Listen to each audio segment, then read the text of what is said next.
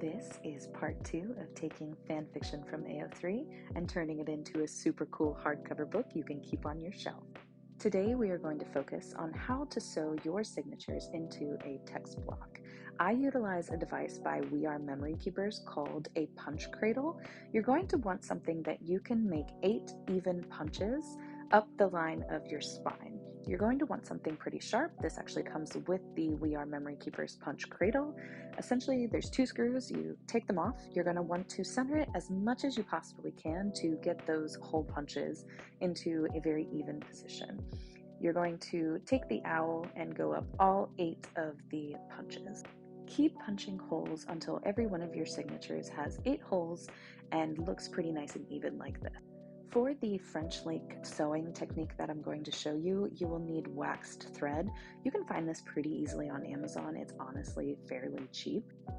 There are 2 types of options when it comes to needles. There is curved and straight. I tend to like to use the curved for the French link. I think it's the easiest way to go. Just thread your needle and we'll start with the first signature. Put it on an elevated platform, it makes it easier, and then also some kind of weight. I use a candle, most of us use candles. You're going to start with your edge of the signature and you're basically just going to weave back and forth, leave a little bit of a tail for yourself.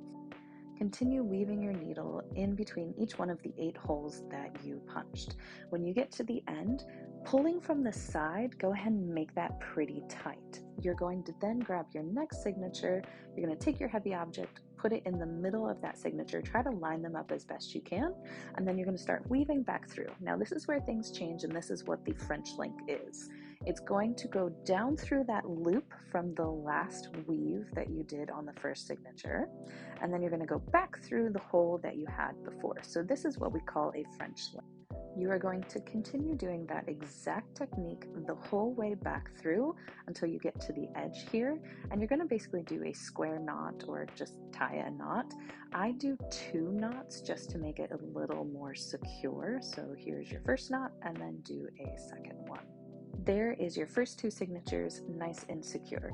Once you get to your 3rd signature, you're going to keep going back and forth, going through the loops as you did before, creating that French link, but we're going to do something a little bit different once we get to the end of the 3rd signature. It's called a kettle stitch. A kettle stitch will help secure the end of your signature. You're going to go down through the first 2 signatures, and then pulling nice and tight, you're going to come back up through and you're essentially creating a knot. This will help secure your signatures so they don't slide around and they are nice and tight on the spine. You can also use twill tape if you have a larger book. As you see here, for this book it was much thicker, so I did put a little bit of twill tape in behind the French links. You don't have to do that unless you're doing a pretty chunky book.